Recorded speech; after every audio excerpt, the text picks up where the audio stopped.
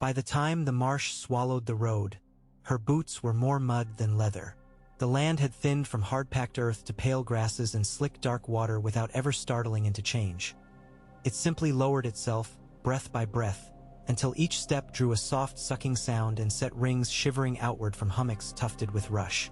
Arya took each step on her toes the way Syrio had taught her to glide across polished floors. The marsh wanted her weight. She gave it only what it needed. The old man in the low, spindled canoe said nothing for a long time. He did not look like a lord's man. He looked like marsh, like weathered wood and fishbone and waterlogged twine. A coat of waxed skins fitted over him the way bark fits a tree. The paddle moved as if it wanted to move. A near silent dip, a turn, a pull that hardly wrinkled the black surface. The girl with him, narrow as a reed, watched Arya with winter-quiet eyes. The canoe nudged to the grass at Arya's knees, and the old man raised a palm, and she climbed in and settled on the floorboards cross-legged. Her name, what she told them, was Arya, coin-bald and drab, a period dropped into the sentence of the world. Arya had a trader's trinket on a string and a bundle of bread in waxed cloth, and a thin little knife in a sheath, and no questions. Arya had more, of course, more and more than more. Names she whispered in the dark to keep them hot.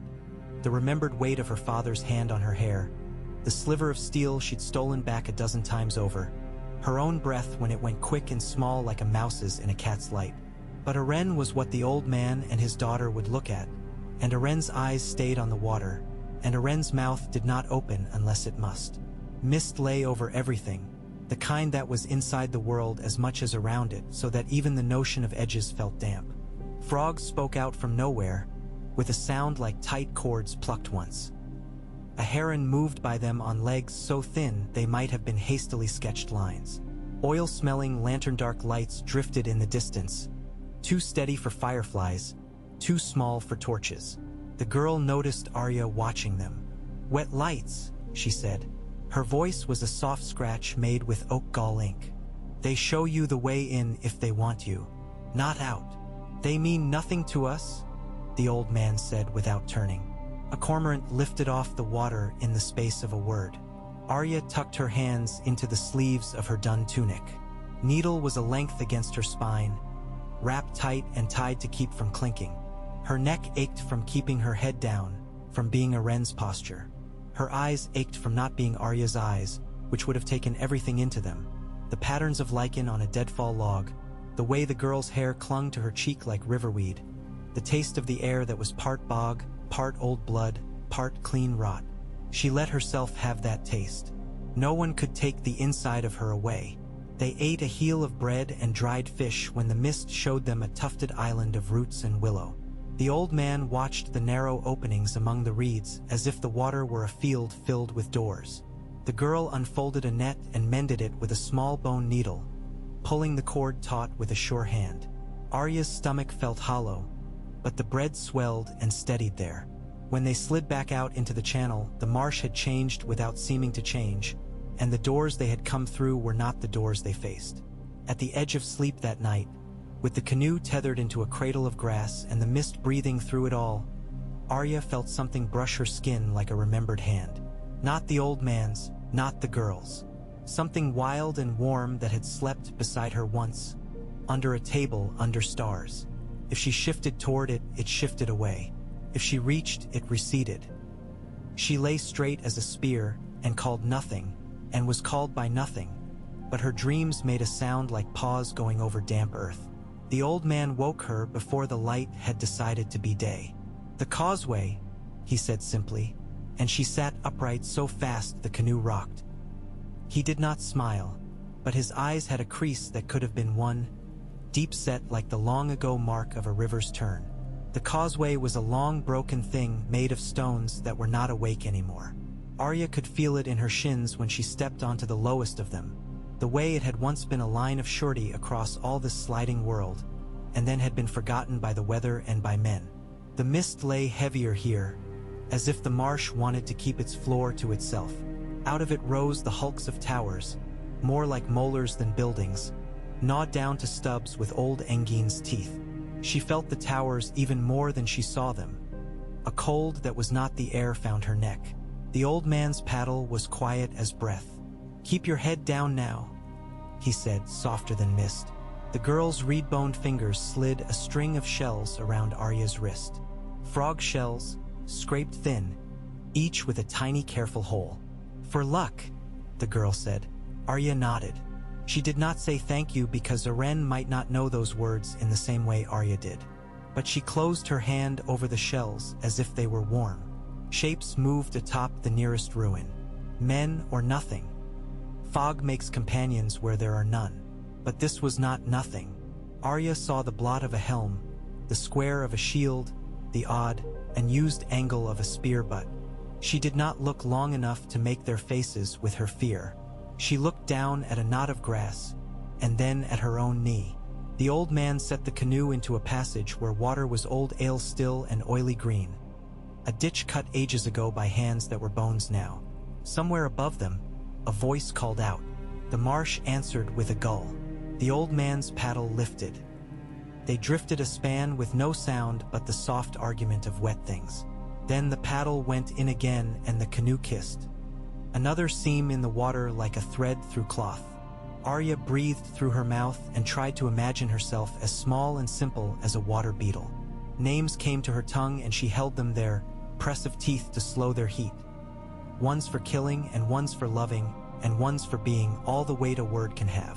The marsh released them finally with a soft, wet sigh like a woman easing herself into a chair. The ground became ground again, and the air opened upward into a sky that had lost color and not yet found it. The old man drew them up into a pocket of willow shadow and pointed with his chin, not his hand, toward the vague north. "Follow the barrows," he said. "Keep the long mounds at your right and don't let the road convince you it's straight when it isn't. Roads tell lies when they've been hit long enough. Don't sleep where the ground remembers fights." His daughter reached for Arya and, after only a beat where their eyes held and Arya's heart misstepped, she took the frog shell string back off Arya's wrist and looped it twice around the hilt bound under Arya's tunic with rag. Arya felt the touch of small bone against the leather, the slightest chatter of them, like teeth in the cold. "You'll want them there," the girl said. Arya did not trust her voice, so she nodded once more and shouldered her little bundle and set her face toward a line of dim shapes that might have been hills flattened out by time. She did not look back. A few steps on, the urge to turn and put her palm up in the old way came over her, but she kept her hand to herself and kept moving. Her boots wanted more mud. The land would not give it, and so they made do with the thin grease of dew on thin grass.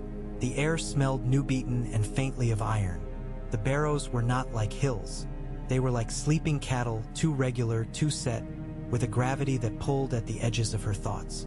Between them, the road took on the look of a ditch filled with dust.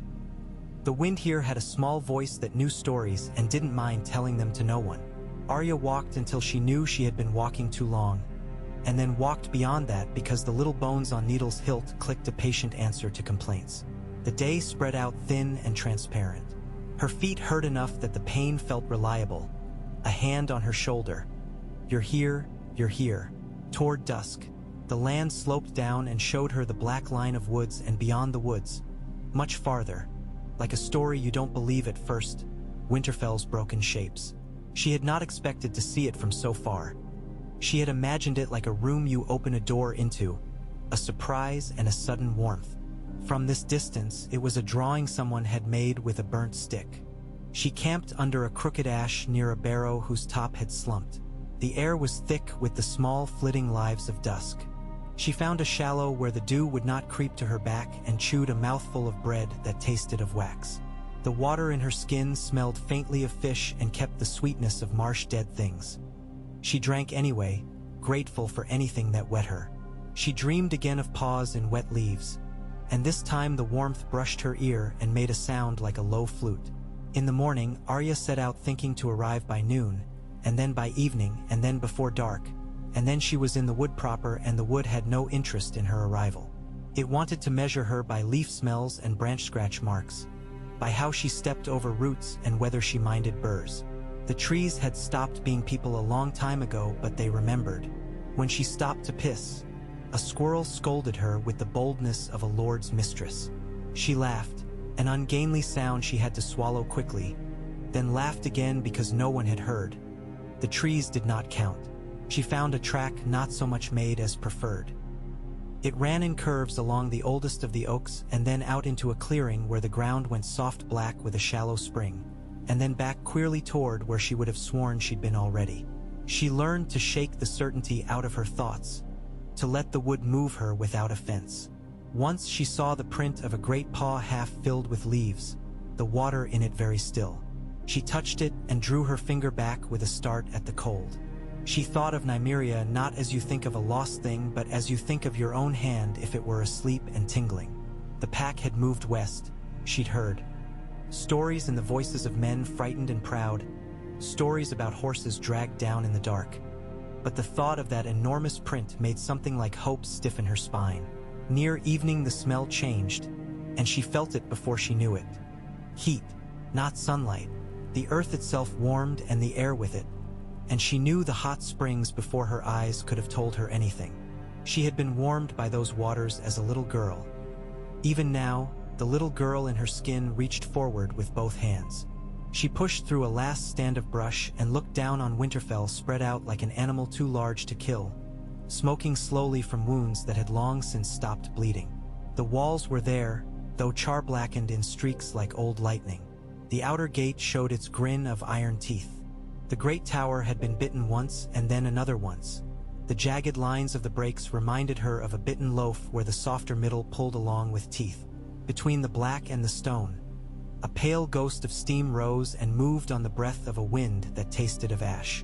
She stood too long. It was only when a crow sat down on the gatehouse and shouted clumsily, and the shout startled a second crow into flight from a place nearer her than it should have been, that she shook her legs one at a time and began moving again. Needle's frog bones clicked just so. With each step she felt something inside her gather and tighten, like a bow being brought up to draw, but she did not hold it taut yet. She let the feeling be a shape she carried, like a trussed hair over her shoulder. The earth broke and fell away and rose again, and then she was at the ditch. There were places where the palisade had been burned to black teeth. The smell of old char was a taste on her tongue. She moved along the ditch where she had once been chased for sport by boys older than her who had not caught her then and would not now. The gate stood open. No, half open, its great iron one door cocked on its hinge like a foot turned on a root. She slid in through the slice of space without letting the edge touch her. Inside, the yard kept its shape the way a body keeps the shape of a wound scar. The keep still looked at the yard with blind windows. A handful of dogs crossed the far side and halted as one and lifted their noses. Arya went to a knee and held her hand out with the quick half-turn of the wrist that dogs understand. The smallest one, brindled and gray with eyes two different colors, came 2 steps and stopped and made a sound like hope when it is afraid. Arya made a smaller sound and looked slantwise at the ground, not staring. The dog came 1 step more, then lost its nerve and fled sideways. No one shouted. No one came. There were signs of living things. A line of shirts darker than the planks hung in a lee against the smithy's back wall and moved very slightly on the wind, as if remembering the men who'd sweated in them. A bucket lay on its side, and the recent wet had not yet dried in the dirt. Someone had taken a broom to a part of the yard and done it well. The broom stroke had not taken ash away so much as taught it to lie down in one direction. On a shaded sill, a small dish held the bones of a fish picked clean. Arya felt her heart striking at her throat with a big's hammer. She stayed low, a taste of iron under her tongue, and moved along the wall, shadow to shadow. The hot air slipped in at her collar and made a brother of her skin. Her eyes wanted to fill until everything blurred. She ordered them not to. She passed into the corridor that led to the kitchens and discovered its half-ceiling and the sky in a shape that felt wrong. She smelled onions and something old and sweet, and wine turned cruel. If she had whispered her name there, it would have sounded like it had been said 100 years ago. Her father had walked here with his eldest son. No, that was a story the stones told themselves. She was moving through it like a mouse in a chest. She found the door down to the cellars by the memory in her feet rather than by sight. The wood was warm, not with sunlight but with the heat the springs brought up through everything. I'm here, Arya thought. Not saying it, keeping it where she kept everything sharp. She went down. The cellars held onto their spirit of calm. Jars of pickled whatever.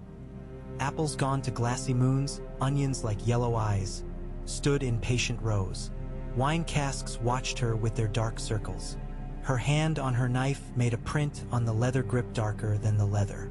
She went past the casks and the shelves to the smaller door she remembered as leading to a passage that cut under the yard and came up near the old well, used to bring hot pitcher water to rooms when pipes were blocked or a lord wanted it carried by a human servant. She went through it and the passage breathed warm on her and she breathed back. It would have been easy to let the heat soften her legs. She would not. The frogbone beads clicked once, and then she was at the plug door that looked like a slab of the wall until her hands found the planed edge and pushed. The well was there. The wooden rim cracked. The bucket rope coiled like an old snake. A candle stub in a clay dish waited next to it, with a wick that had not been wet. Arya found flint and steel in the small bag beneath the dish by touch alone. Her breath made a small cloud before her face even as the air touched her forehead with warmth. She struck. Sparks. She struck again and caught the wick and gave it her breath. The light was a gold pea. Courage made her feel braver. She did not lift it. She left it so that someone else might know this marker. She took a pinch of the ash around its base into her left hand and laid it in a line across the stone rim of the well, the way a hunter lets his brother know he went this way, not that. She moved out into the yard again, shadow quiet, and this time she did not go to the great hall or the master's tower. She went to the godswood. There is a way the air is inside a godswood that is like no other air. The ground holds sound the way hands hold a bowl of clear water. The trees lean in without crowding.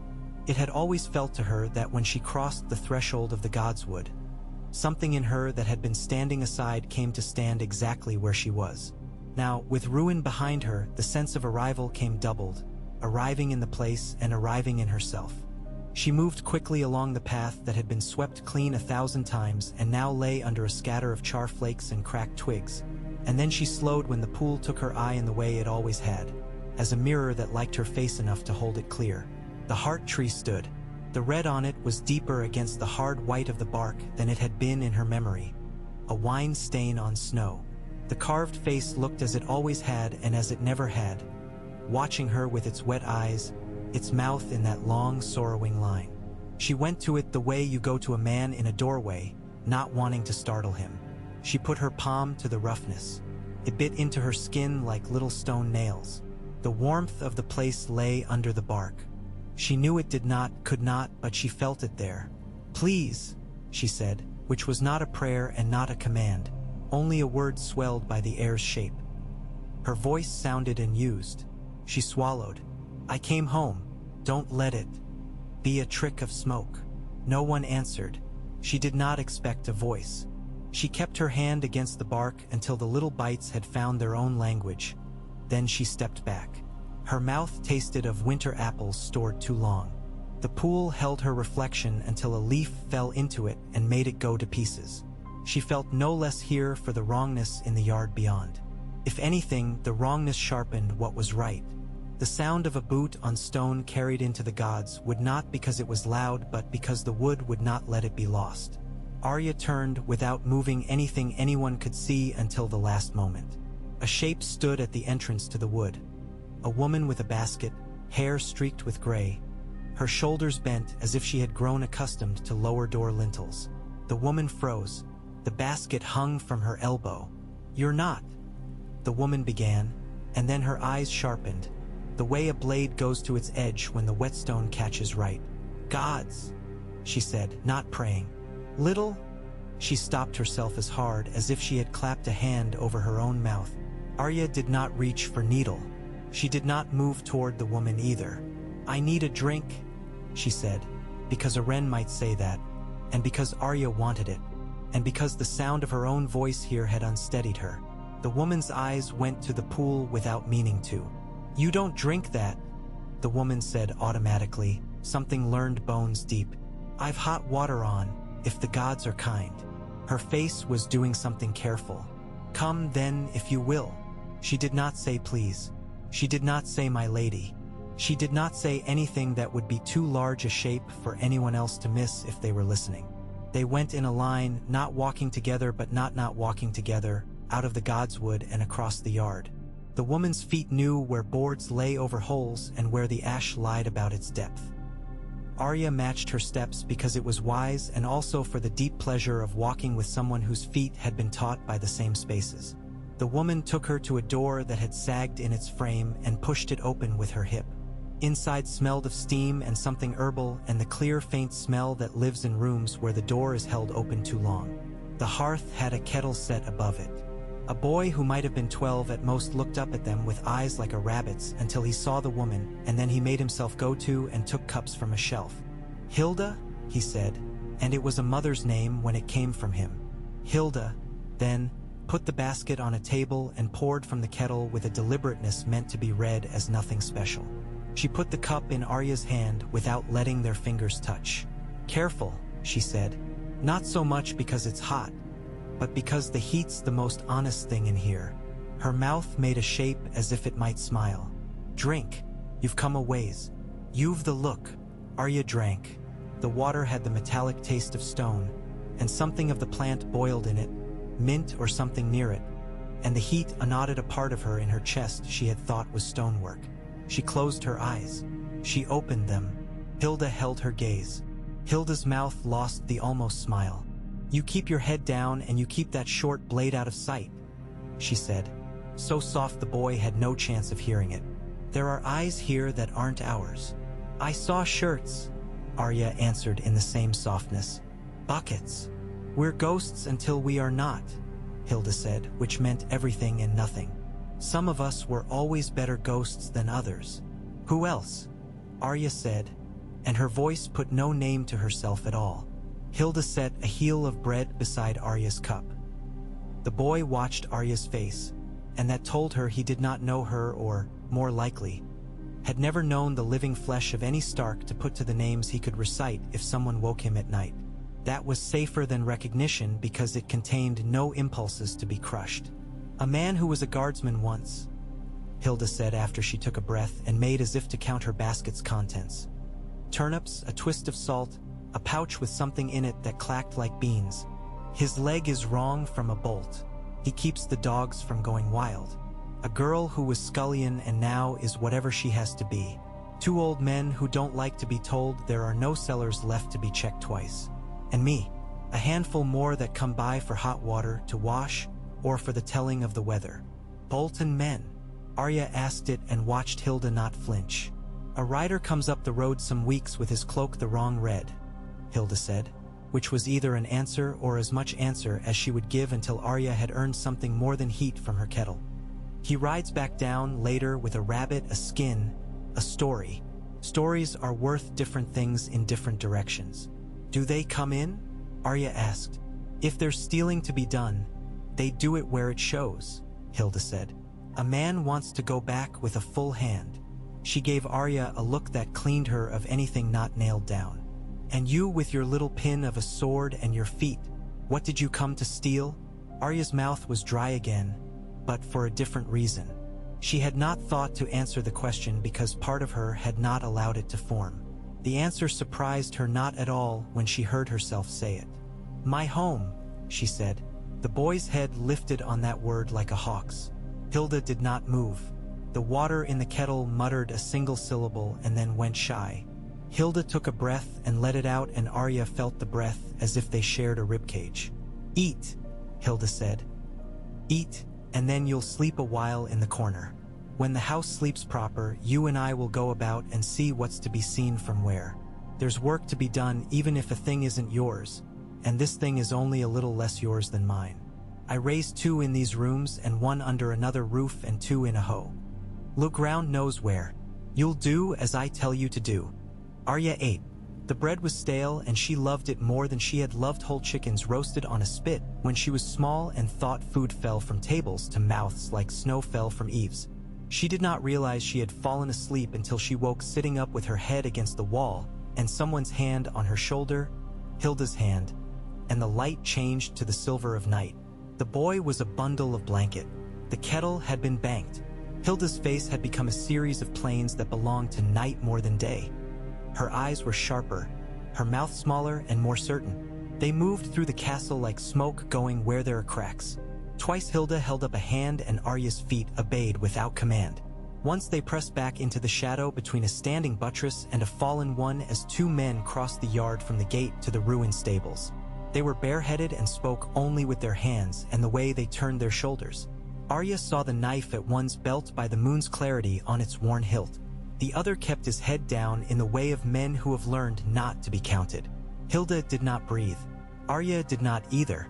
When the men were gone into the hollow smell of rot and stale hay, Hilda waited long enough that Arya's calves began to burn, and longer. They went to the rookery because Hilda kept its key on a string around her neck with a housewife's stubbornness. No ravens were left when the first trouble came, she whispered. But birds are only as gone as their hunger is. They come back. They do not love us. They love that we know how to feed them. The iron key made them each a bit of the night. The rookery smelled of old paper and feathers and mice and the clean cold of stone that the springs cannot touch. Hilda set her hand low and Arya followed it through the dark to the piles of messages in the corner where straw had been recently replaced. Men bring notes for ghosts to read, Hilda said almost cheerfully. Let's see which ghosts they prefer. She did not touch the rolled parchments. Arya's heart made the shape of wanting to. She breathed through her nose and felt dust stiffen her nostrils. She kept her hands at her sides. Hilda leaned down and pressed one ear to the pile as lightly as a kiss and then straightened, nodding to herself as if she had just heard a joke with a double ending.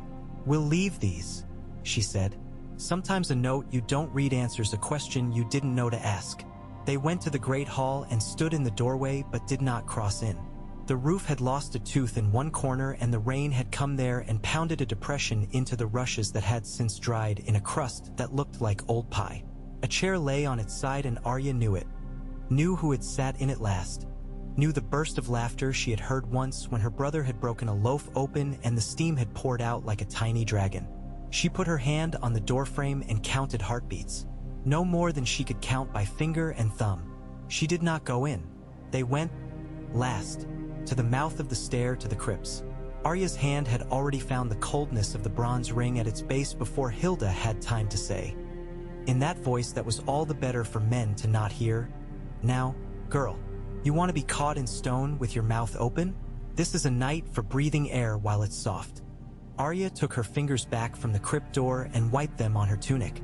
The bronze had left a smell she knew absurdly well. It brought a raw, small ache into her that she did not wish to examine. I want to go down, Arya said, and it sounded like a defiance only because she could not find another shape for it. Hilda lifted one shoulder. Want what you will, she said. Have what you can hold. She put her palm to Arya's back, not pushing. We'll go down when the day comes back and brings our names with it. When the day came, it brought winter blue sky and a wind with teeth. Hilda set Arya to work, which was a gift. They hauled wood from the tangle where the old granary had come half down and brought buckets from the well where the rope chafed their hands. The boy, Hilda called him Kedge when she called him anything, which might have been a name or might have been a sound for any boy. He came when he heard it, ran the broom over the floor until the broom wore itself to a tired blunt and then cut it new with a knife in a series of careful strokes. Hilda nodded once, approving the frugal violence. Arya's shoulders warmed to the work, and the nausea that had lived under her breastbone for months receded like a tide that had found another beach to break on. Midday came as a change in the light rather than as hunger. A man limped in from the yard with a dog at his heel and stopped short at the sight of Arya, as if she were a wall he had not expected. His hair grew in a rough fringe around a place where it did not grow at all, and the scar under it pulled his left eye into a squint that made his right look surprised. He sat with a grace that belonged to a man who had once known his legs well and set his walking stick carefully aside. The dog paced once round Arya without touching her and then lay down between her and the door like a hard choice. This one has a face the wind will remember, the man said to Hilda. His voice had the burr of the north, worn smooth by sickness and made patient by pain. You trust her. I said no such thing, Hilda answered. I trust water to boil when it's hot, men to die when they're cut wrong, and birds to want what's in my hand when they're hungry. She put a bowl in front of him with the dignity of a queen handing a general his own sword. "Eat and be silent your next 10 words." The man smiled in the way men do when they know a woman has told a true thing and they have decided to admire her for it instead of punishing her. He ate. He watched Arya over the rim of the bowl. Arya watched him without meaning to. He finished and set the bowl on his knee and did not offer it back. He waited and then, as if he were making a choice he had made before, put the bowl on the floor, near the dog's paws, as if giving it to the dog but really letting the boy see it and take it. Kedge darted and took it and was gone in an instant, and they were 3 again, with the gods between them like a 4th who kept his counsel. "You know dogs," the man said to Arya. "You walk like someone taught you about feet. You look at doors as if you know they're as honest as men, which is to say sometimes and never when it costs them. Your hands say work and your eyes say something else." He nodded as if answering himself. "Did you come to put fire in these stones again?" "Fire is for the kitchen," Hilda said. "Heat is mischief and comfort both and better when watched. Words like that are for the yard when men need to be moved from one place to another. Sit quiet and be looked at later." She turned to Arya. "You," she said, "come help me with the linen." They went together to the old laundry where steam would have wrapped them like shawls once. Now it came in short sleeves. Arya worked the bar of yellow soap into the cloth and made a rhythm of the wringing that let her mind move lightly in its own ways. Hilda said without looking up from her basin, "Once I cooked for a feast in these rooms and the smell of honey made the air slow. Once I washed the linen of men with their arms cut, and once of a boy who had been set to run and not caught. Once I folded your sister's gown and prayed a stain out of it as if the gods would look at the dress and not the girl. Don't tell me anything you won't want to have listened to more than once." She wrung the cloth once, hard. "But tell me what you have to, so I can put you where you're not a broom in a pot." Arya wrung water and watched it spill like small silver snakes back into the trough. "I am," she began, and the word "my" wanted to push its way out, bring with it a great house with more floors than this room had. She swallowed. What Hilda had said about listening more than once had cut through her. She looked up. "I can move quiet," she said. "I can learn a man's steps by listening in the dark. I can climb where the stone thinks it's safe. I can use a short blade. A little. I can run long. I can be nobody when it keeps me alive." She let the last sentence sit with its head tilted. Hilda snorted. "Nobody is of use to men who want to make nobody do as they say. Here, you'll be someone with your mouth shut and your eyes up. I'll call you girl in front of those who come with questions because that's the word they use. You'll answer to it and make them think there's no other. Between us, you'll be what you are until I decide to call you something else. That's the price. The price for what is, I'll do the 2 things a mother can do. I'll lie like a man and tell the truth like a woman. Eat when I tell you to. Stop only when I say stop. Keep the blade hidden and use your hands unless I say different." Arya nodded because the nod belonged to both of them. Hilda's mouth eased into the smile it had considered in the godswood and put away. The days made themselves into days that had a shape. Arya learned where the boards warmed first and how the pipes spoke when the springs pushed their song through the stone and how an old man could use a broom to turn a pack of dogs without touching a one. She found that every corner of the castle had a voice when the wind ran around it. The dogs had names that meant something only to the man with the scar. He called them things like Pig, Soot, Little Sister, or sometimes worse, and they came all the same, and Arya learned them as she learned the corners. Sometimes, in the dark before dawn, she put her back against the hot stone in the passage by the laundry and held Needle's hilt under her tunic and breathed so slow her heart had time to count. She made the blade move in her head. In, out, cut, turn, step, step. The frog bones clicked a little and told her yes. Alone. She let herself be Arya and shaped her mouth around all the names inside her chest. When day broke, she folded them up and pinned them down where no one would trip on them. On the 4th morning, the rider with the wrong red cloak came. The call to open the gate had a sing-song to it that meant we mean no harm and we know you are not all dead. The man at the gate, Hilda called him Ren one day and Rowan the next, and he answered to both because neither was his name. Set the bolt back and let the rider in with the casual slowness of a man who has no reason to hurry for anyone's sake. The rider's horse had carmine cloth over its withers and back. The tail had been cut for neatness' sake. The man himself had a face like a cleaver's side and a mouth the wind had chapped. He looked around as if the yard were his to own, and then looked again, differently, as if it were a room he had been told to memorize at a glance. Hilda put Arya behind the door to the hall with 2 fingers, not roughly, and then went out to meet him with her apron on and her hair in a knot that said she could make a meal out of nothing and feed men with it and then bury them when they died. "Good wife," the rider said, which was not her name. "Any trouble?" "Only the trouble of not enough men to haul this and too many to eat that," Hilda said, which was the truth bent into a shape like a lie. "You'll want to see for yourself. You always do. And you like to point my nose," he said, his voice lazy with a kind of humor he wore because his belt told him to. He looked around. Arya did not breathe. The man's eyes moved past the door if they saw it at all. He went to the stables, to the smithy, to the far corner where the stones had been stacked neatly by someone who had not had to do that work. He returned and let his gaze crawl over the yard one last time. It slid past the curs and the small boy and the woman with a basket that had been filled after he came through the gate. "We'll be back to take wood on the full moon," he said with the ritual certainty of someone repeating a thing said to him. "You'll have it stacked. You always do." "We'll have it," Hilda allowed, like anyone might say when the river was due to rise. When he was gone and the gate shut, she came back into the hall and Arya watched her exhale the way a man puts a tool down after the job is done and stands for a moment with his hands empty. "That one would look at his mother's bones and count them," Hilda said. "He's not curious. I like a man who is curious. He sees too much. That one sees just enough to make his day go as his master has told him. That kind's not the worst when jobs are given him." She turned to Arya. "We'll walk the wall tonight, little ghost. I want you to tell me which way the dogs look when the wind changes." They walked the wall that night and the night after, and Arya learned the things a wall knows.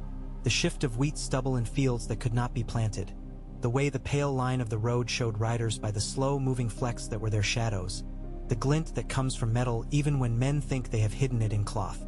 The cold made the skin at the corners of Arya's eyes crack.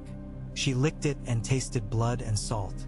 The dogs followed them in a long-bodied line, each stopping where he preferred, each settling against stone where he had learned that warmth climbs even into corners. "Your feet remember this," Hilda said, almost to herself.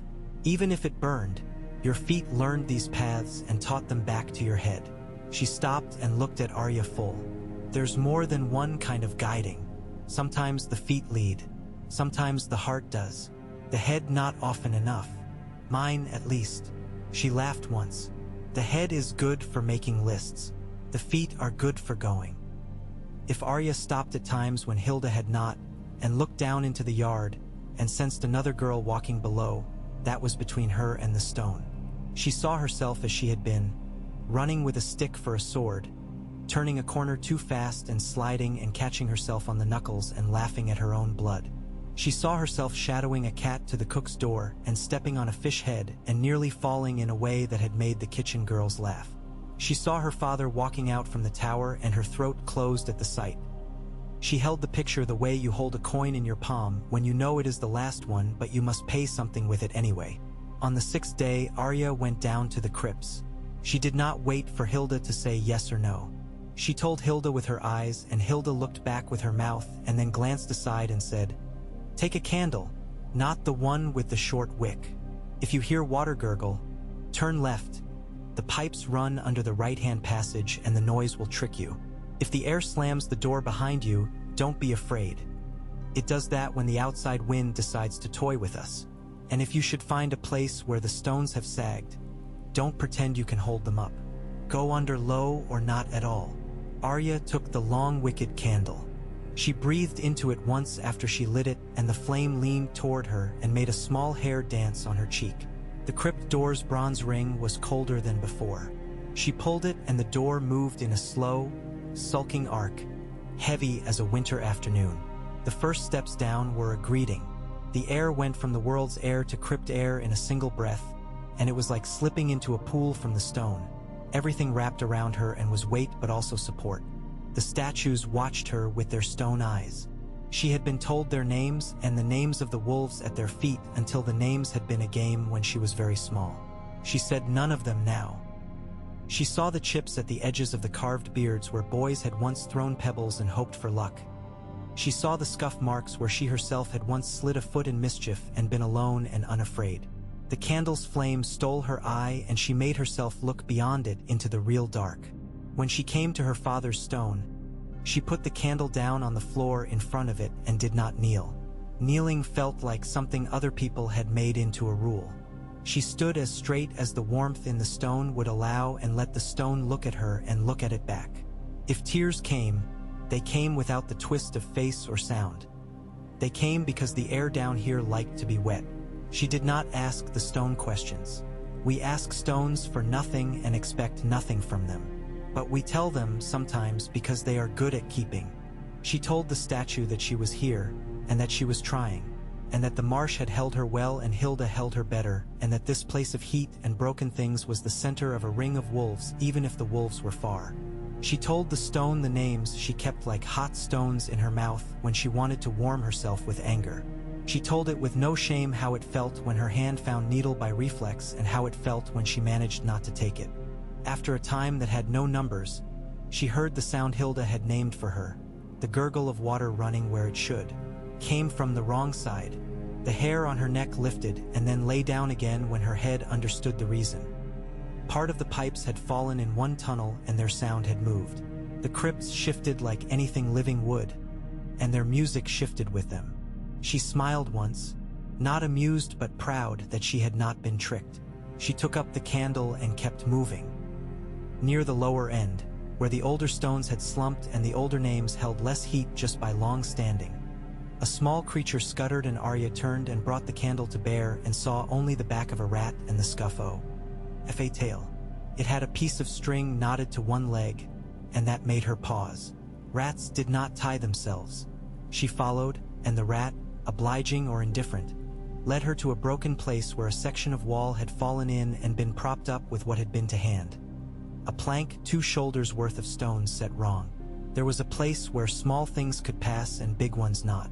The rat went in. Its string caught and it fought and then was free, and Arya could feel the air move beyond. She lowered herself, pressed her shoulder against the untrustworthy plank, and slid through. Stone dust got in her hair like flour. She found herself in a space that had been no man's plan. It might have been a root cellar once and then something else, and then the world had got bored and left it alone. A box sat in the shadow. It was not old. The wood still gave it smell. The corners had been made by a hand that had learned to make corners. Arya looked at the box a long time without touching it. The candle's flame curved in a small draft and made the shadow of the box dance like a man with stiff hips. She put her hand on the lid and felt it before she lifted it. It moved up without sound because someone had set a bit of tallow along the seam. Inside lay folds of cloth and 2 small flasks and a bundle wrapped in oilskin and tied around with a ribbon that was once red. She did not touch the ribbon. She lifted the cloth and found shirts that would fit a man bigger than the scarred dog keeper. She lifted the oilskin bundle and felt the shape of something stiff inside. She set it down and it thumped with a sound that lived somewhere near paper. She pulled one corner of the oilskin and the inside smell of a thing meant to stay inside poured out, dry and important. Letters. Not many. 3, in fact. Their seals pressed with a signet she did not know and then religiously scuffed to blunt the mark. Not a lord's seal. Someone's. The first letter was addressed to no one. The second was addressed to the Lord at White Harbor, whose table feeds men and whose harbor takes and gives equally, which was more poetry than she expected from men who hid things in boxes under the world. The third had no writing, only 3 dots of wax like eyes. Arya put the flasks back, the cloth over, the lid down. She backed out from the small room like a shadow leaving a man. She did not want to be the first to break whatever chain of hands had decided to put those things there. When she came up into the day, Hilda looked at her face and knew something had changed, but did not ask what. She set a bowl in front of her and a piece of cheese and watched her hands hold the spoon. "A man came to the gate," Hilda said without the ceremony of a lead-up. "He came on foot, which is a kind of proclamation. He has on his back the dust of the road and none of the wrong red, and in his mouth the words of a steward from Castle Serwyn. He says the steward has need of a hot bath and a word in a place where words echo right and the steam can make him forget his bones for a half hour. I can bring him to the baths, Arya said before the thought had put on clothes. Hilda raised one brow. You, she said, can walk behind me and the boy can carry the soap. If the steward has come in need, we will give him what need is due. If he has come with more, he will find less. The corner of her mouth again. You have something under your tongue. Arya swallowed. I found where rats go. You'll tell me where at a time when the air doesn't keep the sound for itself, Hilda said. For now, tie your hair up again so your neck looks like a boy's. They took the steward down the hall to the bathhouse. He was a man in his middle years with the kind of quiet that men get when they are trusted with little and carry much. His hands were chapped in a way that told you he worked but had also once been soft enough for a lady's favor to make an impression. He accepted the towel with a nod that was a bow if you wanted to see it that way. He stripped and sank into the tub with the astonished sigh of someone who has not remembered what a body is for months. His eyes closed. He opened them again and said, as a man might ask for salt at table, "It is said there are still eyes in this place that belong to those who were here before." Hilda's face was the face that boiled eggs perfectly. There are still eyes. I keep mine where I know them. She motioned to Kedge with her chin, and Kedge lay the soap on the stone edge of the bath, and then took 2 steps back and stood with his hands together as if prayer made a child still. The steward looked in Arya's direction with the same weightless interest. He might have given a cracked tile, a mouse hole, a nail hammered slightly bent. Then he looked away. There was a pause in which water talked. He said to Hilda, "My master sits in a hall that echoes like an empty shell. He can make his words sound bigger than they are. He has bread enough to feed 10 extra but must feed 30. He keeps his face composed in front of his men and prays into the stew for bravery and trade winds. He hears, on the wind from the north, the sound of dogs howling sometimes as if they were given back something they had missed. If a thing were to be set right, he would sit up in the night for it. If a thing were to be proved wrong, he would sleep and wake and do what was due all the same." Hilda did not answer. That was her answer. The steward let the water hold his shoulders again. Arya watched a line of muscle in his neck let go. He said to no one, "A rider in the wrong cloak goes to a place with black towers and stone that looks like a wound that never heals. He goes often enough that the horses know the road better than men. He is seen on the way back with things that were other men's. No one calls him thief because he has a paper." A drop of water ran down the steward's jaw. He caught it in his hand and looked at it as if it might tell him. What part of him had missed a turn? "My master asks me to bring him the truth of the smoke. He still sees some nights in the north when there is no fire on the road," he said.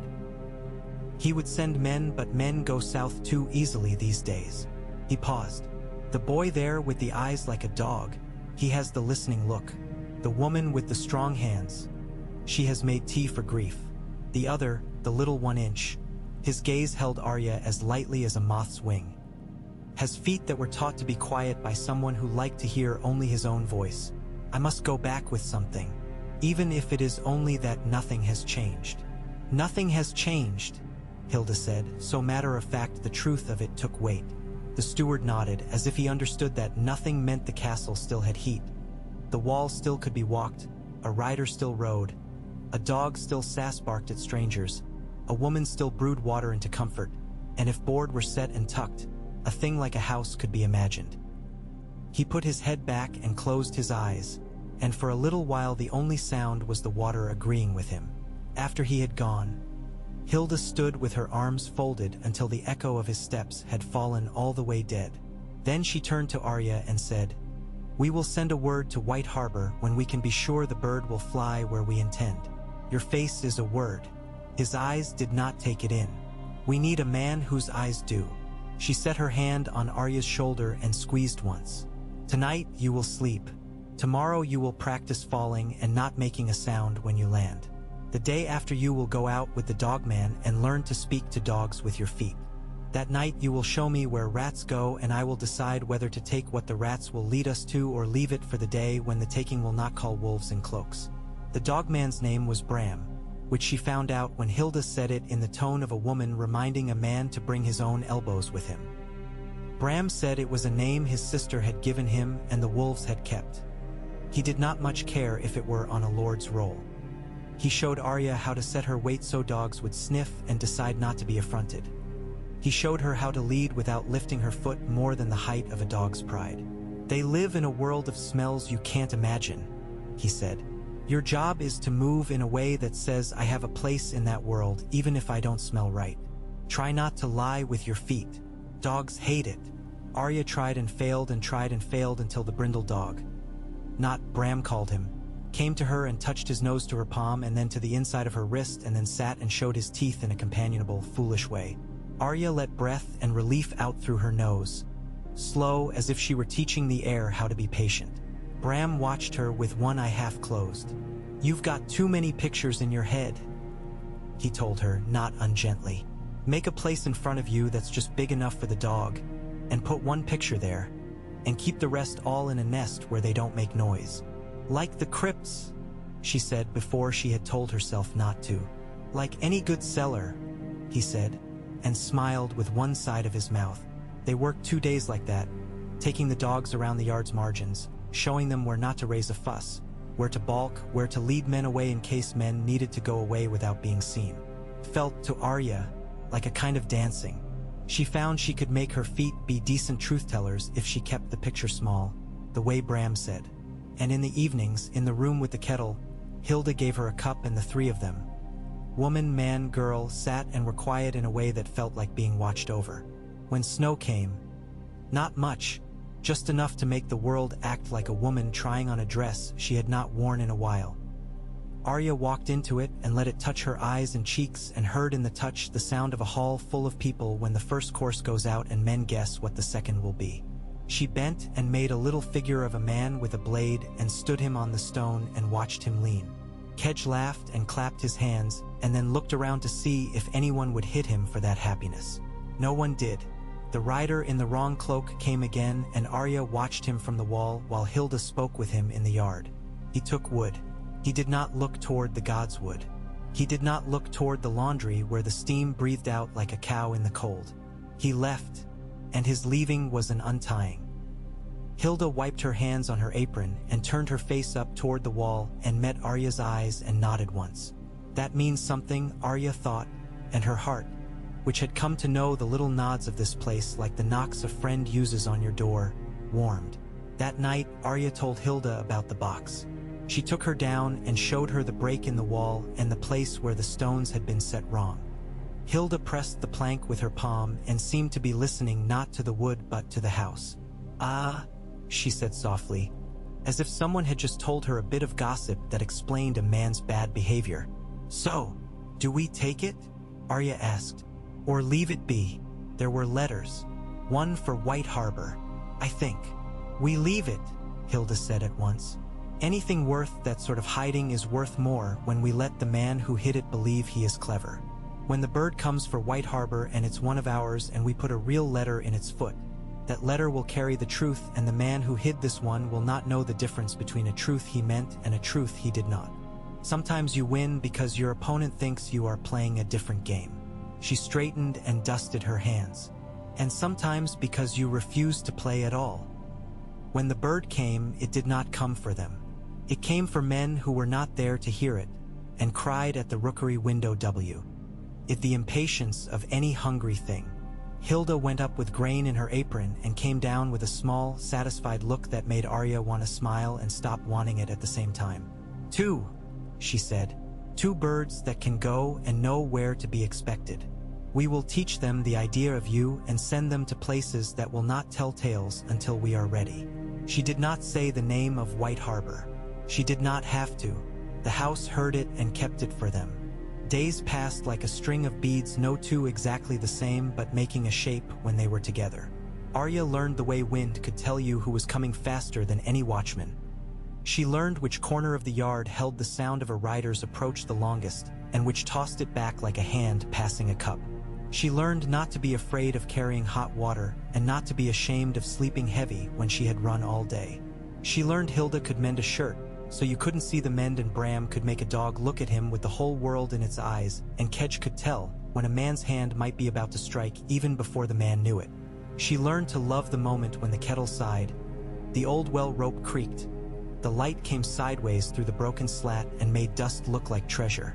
When dreams troubled her, they were of running in snow that wanted to close behind her so her feet would vanish and only her bite would leave a mark, of rivers that moved with the sound a sword makes when it slips into a sheath, of packs moving in a long curve across fields and taking nothing but their own power from what they passed.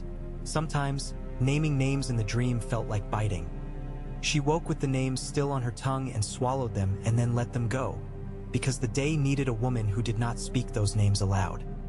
On a morning when the sky had the pale blue look that tells you the wind will change from one direction to its neighbor before mid-afternoon, Arya stood at the wall and saw dust rising on the far road where dust had not risen in weeks. She stood and watched the pattern of it change, 2 lines and then 3 and then a smear that meant carts. The dogs lifted their heads one by one as if answering a bell. Bram came up behind her with his lopsided step and stood without looking, a habit born of not wanting to make the eyes give anything away. "That's no red cloak," he said after a time. "No set of wrong cloaks at all. That's a man who doesn't know he ought to be ashamed of the sound he makes mending his world." "Kedge," Hilda said from the yard without raising her voice, and the boy sprang up from where he was sorting a little hill of nails into 2 scrap tins and came to her, and she leaned down and said something only he could hear, and he ran, feet not loud but not hiding either. Men began to come out into the yard the way thistles put their heads up slowly when the snow melts. There were more of them than Arya knew, and then she realized there were not more. She just had not counted properly before. Men are like that. When they stand up with their backs straight and their faces pulled together by a single idea, they look like more. Hilda straightened her apron once with both hands and then let them fall to her sides. The riders who came were not finely turned out. The cloth on their shoulders did not match, and they did not ride in a line as if they had practiced it. But they rode as if the horses cared for them, and they cared for the horses, which is often more use. At their fore rode a man with a jaw like a smith's hammer and eyes that had a question in them. He was determined to have answered, even if he had to ask it of a rock. On the carts lay sacks that made the sound of wheat when you slapped them, and the smell of smoked fish and hard cheese came ahead of them like scouts. Behind the carts walked 4 men with pikes, only 4 but steady men. "Steward," the leader called when he was close enough to make the word be a word and not a shout. "Is the master's man here? Or does the wind keep this place and men only play at work?" Hilda stepped forward before Bram could lay a hand on her arm to suggest she not. "The wind keeps the place, and the wind cooks the porridge when I tell it to, and the wind opens the gate and shuts it, and the wind feeds dogs. The wind is a woman called Hilda." She let a heartbeat pass. "Who asks her for salt without giving a name?" The man's mouth twitched like a man surprised into liking someone. He ducked his head. "Wyman Manderley has 200 fishermen who won't come home if they think the road leads their boats into something worse than water," he said. "He has boys who would like the idea of swords and the reality of bowls of meat. He has more tongues than ears to listen to them. He has a lord's patience and a father's temper. He has sent me to see whether the heat still walks out of the stones here and whether the dogs will take orders from anyone who looks like he won't kick them. He'd be pleased to have the truth put in his hands if the truth doesn't bite him and make him bleed. I am his man, Barrow Rusk." He smiled slightly at his own name. "I am named for what I have and what I eat." Hilda did not bow. She inclined her head. "Well then, Barrow Rusk," she said. "This place has heat and dogs and a few men who know how to sweep ash into one corner and not the other. If you've a mind to put your sacks inside and not let some man in a wrong cloak taste them first, you'd best tell your men to carry them now, and you can come inside and put your ears where they will pick up more than wind." She did not look at Arya. She did not need to. Barrow Rusk told his men to carry, and they carried. He came inside and the air shifted slightly with him, like when a new log goes onto a fire and has not yet caught but will. He looked once at Arya and then at Hilda, and he said nothing. He sat at the table and Hilda put a bowl in front of him and he ate. 2 spoons before he let himself ask questions. Arya heard none of the answers. She went out to the yard and lifted a sack with Kedge, and they carried it between them, and she felt the weight of it pull on the small muscles between her shoulder blades in a balanced, convincing way. The dogs followed and did not beg. Bram patted Not on the head once, and the dog closed his eyes and sighed as if at a religious service. When the last sack had been stacked, Kedge looked at Arya, his face wicked with pride. "We have food enough to make men say words they don't use," he said. "Like thanks?" Arya said dryly, and Kedge nodded as if plotting where to hide a treasure. In the evening, Hilda called Arya into the room with the kettle and shut the door and set her hands on the back of a chair and said, "We will send a bird tomorrow. It will go to White Harbor. It will say that the heat lives and that men come to stand near it as if it were a fire. It will say a woman keeps the kettle going and that the stair to the crypt swings on its heavy hinge even now. It will not say your name. It will not say mine. But the man who reads it will read your name into it because the stone will whisper it into his ear if he has the right kind of blood." She took a breath. "The truth is a thing that can be carried," she said in that old woman voice she had found somewhere deeper than her own ribcage. "But more often it is a room you invite a man into. He sees what there is to see and you let him see no more." Arya nodded. The kettle clicked as a bubble climbed and popped. Hilda looked at her as if she could see each leaf on the branch of her being. "There will be men who come and want to hang a banner and say a name," Hilda said. "We will let them hang cloth if it keeps men from cutting each other to pieces over a word. We will keep the name to ourselves until the day comes when the saying of it will make fewer swords rise than fall." Nothing here moved fast. Even with sacks stacked, even with dogs learning to take a heel position at the twist of a hip, even with men sleeping without knives under their pillows because Hilda told them so on pain of no porridge, even with Barrow Rusk coming and going with the slow certainty of a tide, no part of any of it hurried. The road carried rumors as lightly as dust. That Robb Stark's host might go to a wedding and come out of it differently than they went in. That men in mail changed banners as easily as shirts if the shirt was dry. That an old man on a bridge had a temper like a tang of cheese left too long on a plate. Hilda listened and smiled without showing her teeth and said, over and over, "We are stone.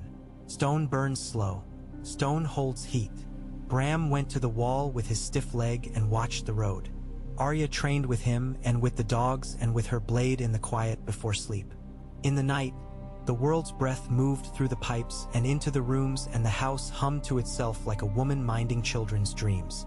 On an afternoon when the wind lay down like a dog at a friend's feet and the light seemed to fall straight down as if from a hole in the sky, Arya stepped into the godswood to bring back water in a pitcher that had a crack down one side. She thought of the crack as a thin mouth. She had learned the pitcher's patience. At the pool, a woman stood ahead of her, very still, facing the heart tree. A cloak drawn about her shoulders, the green of willow leaves pressed between pages of a book. Arya stopped and the water in the pitcher slopped a little and made a sound like a small apology. The woman turned her head halfway, not enough to look back, just enough to say to anyone behind her, "Do not be a fool. I know where you are. You move like a cat that has made a man believe it is a shadow," the woman said mildly. "That is a compliment from the marsh, and the marsh does not give many of them." Arya did not take a step. "The marsh gave me passage," she said. "I paid with a shell and a promise." "And you keep it?" the woman said, more pleased than surprised. She turned now. She was younger than Hilda and older than Arya, with the kind of face that looks very different with laughter and tears and keeps both ready. A hunter's face bent on kindness. She wore a knife at her belt with bones etched along the grip, and a medicine scent came with her when she moved, leaf oils and something bitter from bark. "A daughter of this stone, then?" she said, looking at Arya. "I had a dream of a girl who came back and did not knock. I had a dream of dogs asleep at her feet. I had a dream of a boy with a scar under his hair listening to a bird." "Dreams are mistakes the body makes when you keep it too still," Arya said, but without heat. Dreams meant something to her, and she did not like for others to hold them in their mouths. "Sometimes," the woman agreed, smiling a little. "Sometimes they're a letter the world writes you with a stick in the mud. Messy. Worth reading." She faced the tree again. "Tell Hilda that Mara of the Reedwater is here to pay a debt she doesn't remember giving." Tell Bram that little sister is not a bad name for a dog, but she'd prefer he not call his daughters that. She cut a look at Arya that had a sparkle in it like sun on wet stone. Tell yourself nothing you don't want to know tomorrow. Then she was gone, the way marsh people go. Not with a flourish, but by refusing to be something the eye can hold on to. Arya stood with the pitcher at her hip until the result of this event found a shape inside her. It made a space. Spaces are useful. She dipped the pitcher and carried it back through the yard to the kitchen's heat. Hilda took the news with an expression that had both scorn and affection that had to do with old stories that were not yet Arya's. Bram took the news and went and leaned on the wall and looked at the woods as if you could look a name back into appearing. Kedge took the news, and later Arya saw him tuck a frog shell or a loose stone near the well. For luck, he muttered when he caught her eye, and flushed with the pride of a child doing a thing without permission that turned out to be permitted. On that same dusk, the wind found a new song through the broken beams of the great hall and took to humming it with an insistence that made sleep feel like something the house had decided to hold back. Arya lay on her pallet in the corner of the room with the kettle and listened to the wind and cataloged names. Not for killing, but for keeping. Hilda, Bram, Kedge, Barrow Rusk, Mara, not Soot, little sister. She let the names be like stones you set in a circle and built a small, steady fire inside them. That fire would not carry far. It did not need to, not yet. In the morning, the bird flew. Hilda had set the letter down in front of Arya over bread and cheese without comment, and Arya had read it, heart beating too fast. It said everything and nothing, which was the right way. It spoke of the heat and the dogs and the watch and the sacks and the gate. It did not speak her name. It did not speak the box. It did not speak Mara. It did not speak the rider in the wrong cloak. It simply drew the outline of a thing that a man with the right eyes would fill in with the right paint. Hilda sealed it with wax she had made of tallow and something minty.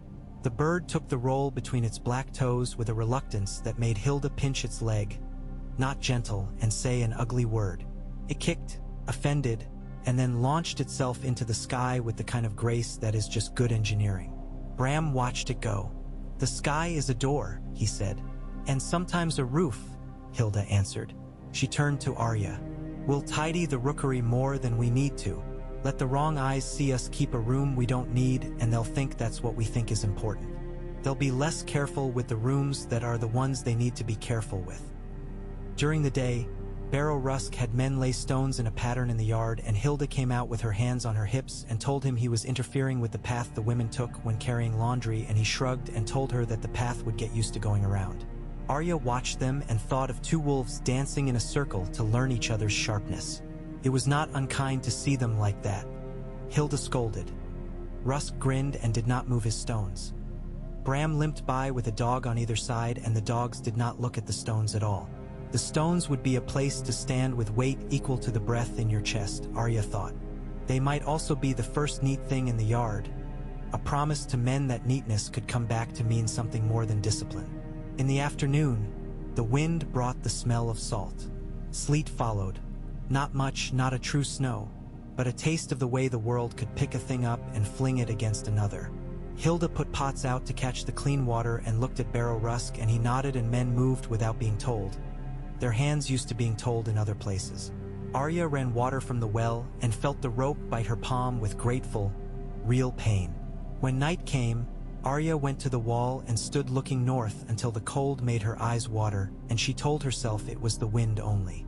The thought of her brother on the road was a thing she did not permit often. She permitted it then and set it beside her like a companion who would not shame her for the ways she had failed him.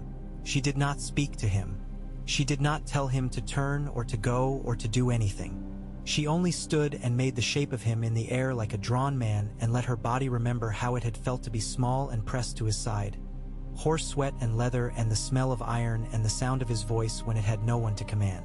The days that followed were days of waiting. Waiting is work. Arya did it by scrubbing and running and listening and learning. She practiced falling without sound until she could ease herself forward off a low wall and touch down with a softness that made Bram's mouth pull into that one-sided smile. She learned to catch a rat with her fingers and kill it quick so the dogs could have a thing they were built for. She learned to tie a knot one-handed. moving her fingers blind in her pocket until the frog bones had a loop to chatter on. She learned to tell which footsteps were Hilda's and which were Kedge's, and which were men who needed to be greeted and which were men who needed to be left with their own echoes. One morning the sky had the polished look iron has when a smith has rubbed oil into it. The road was a darker line than usual. Arya stood on the wall and felt the place between her ribs where worry lived go quiet. A figure came along the road, walking, and it was a figure like any, and then it wasn't. It was small under a bundle of sticks, slow and straight-backed, with one hand hanging as if it would take a dog if a dog came to it. It was a woman. She came to the gate and stood and said nothing. Hilda had told Arya once that women who have lost more than they can count tend to stand at gates without speech. Arya moved down into the yard before Hilda could go. "Good mother," Arya said, because that was a safe name for any older woman and would not offend even if the woman had never had a child. "Will you come in and warm your hands?" The woman looked at her like a man looks at a room he knows he has been in and cannot place when. She shifted her sticks and nodded. Arya took 3 of the sticks off her and the woman did not protest. Inside, Hilda took the rest without a word and set them by the hearth and gave the woman a cup. "I have walked from the last stand of birch," the woman said after her first swallow, her voice thick with the way cold makes it. "I have a message from Lady Manderley, who is used to being called Lady. She looked at me and I felt it in my back. She says to say that the north is the north.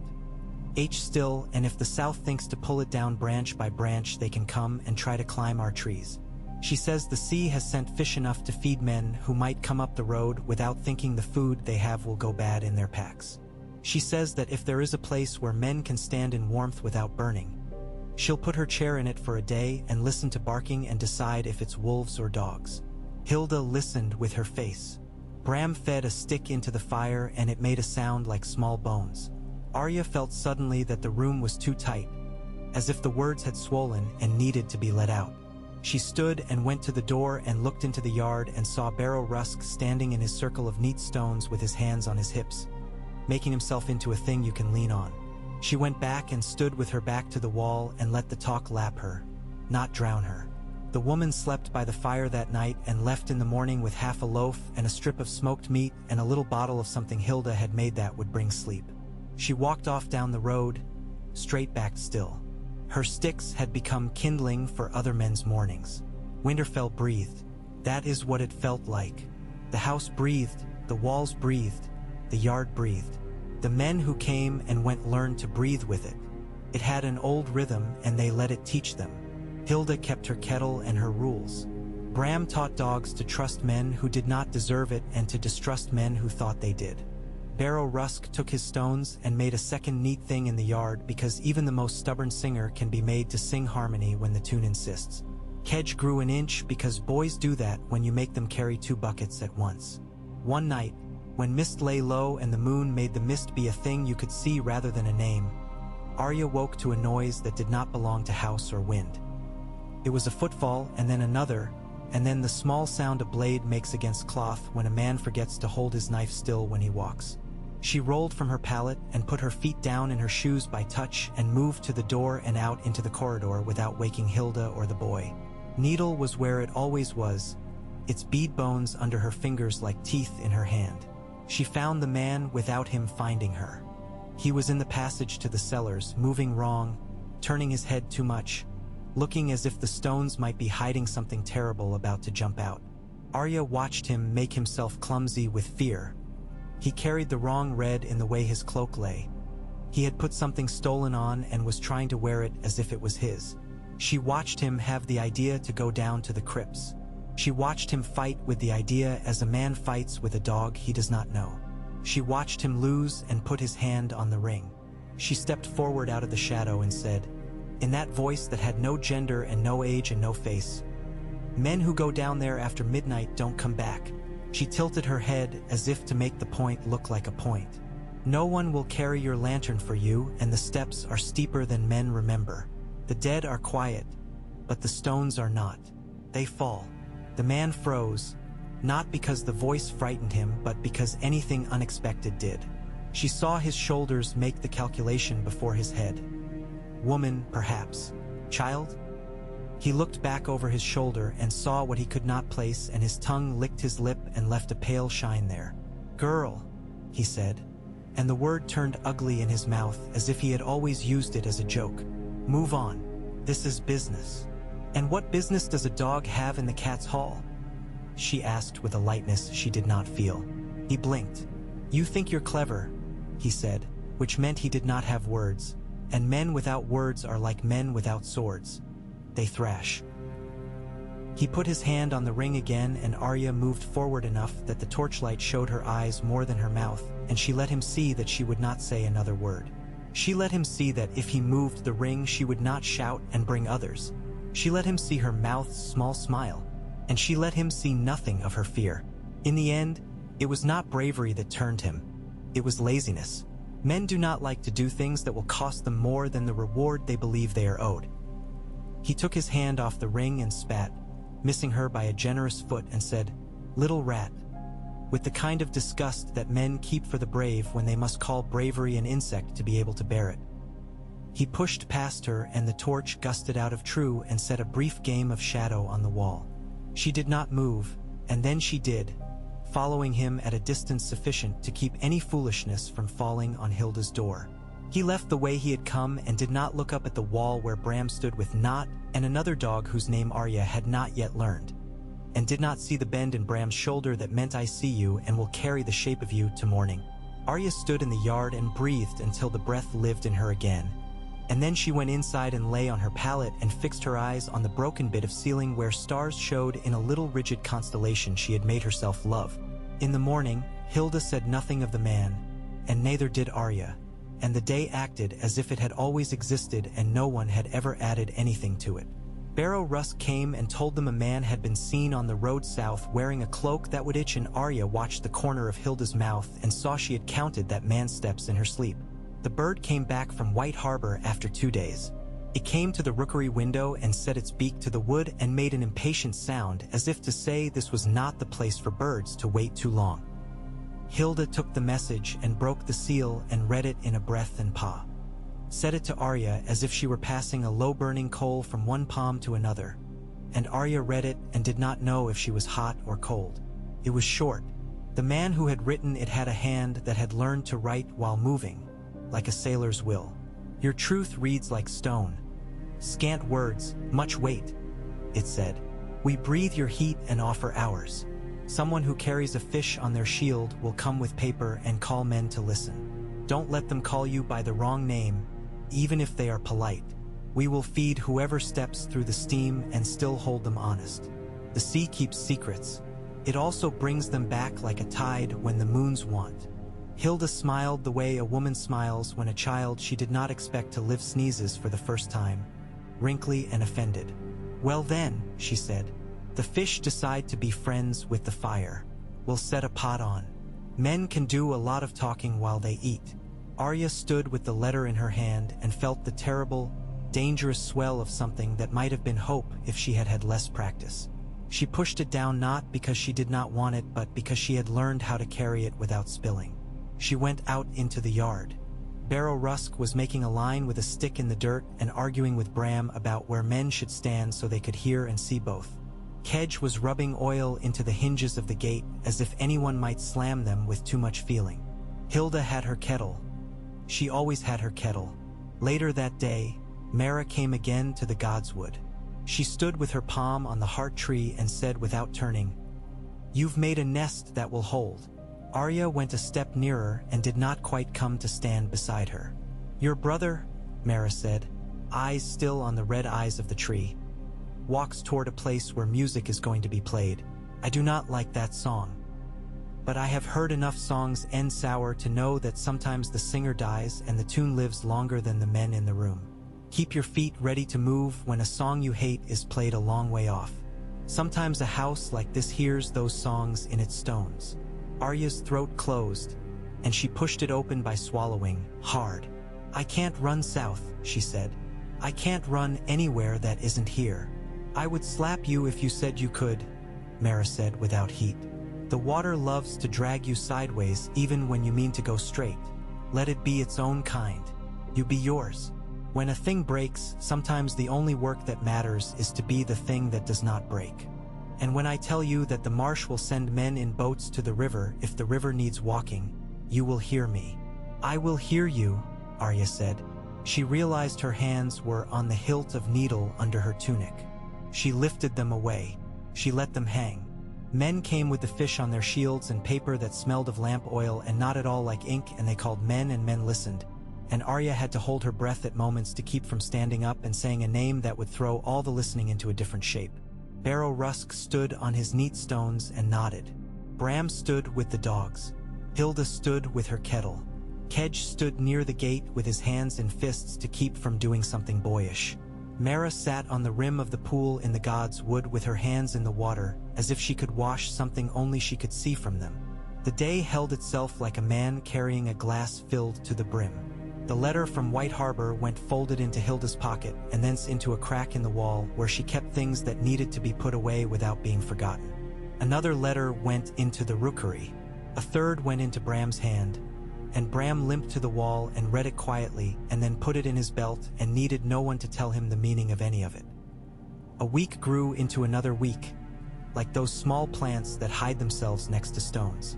The world beyond the walls did what it did. The road carried men. The woods carried wolves. The marsh gathered its mist and released it. Hilda kept rules. Arya kept hours. Bram kept dogs. Barrow Rusk kept an accounting of things in his head, as if that would keep the men who ate them honest. Kedge kept his chin up so that when men called him boy, they had to look him in the face. Arya went to the God's Wood in the last light one evening and found in the pool a leaf that had sunk and lay on the bottom where the rock is, not moving, not blinking. She put her finger in the water and pushed the leaf and watched it rise, slowly, to the top, turn once, and then drift. When she looked up, the heart tree's face looked like a man about to speak and then decide not to. She said to it quietly, "If a song goes sour, hold the tune in stone. We can sing it again."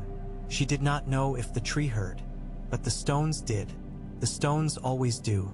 And into the long breath of Winterfell, that had burned and would be warmed, that had been abandoned and was filling with names again, she set her own name without saying it, and felt the house take it and keep it as lightly as mist keeps a bird's wing print, and as lastingly.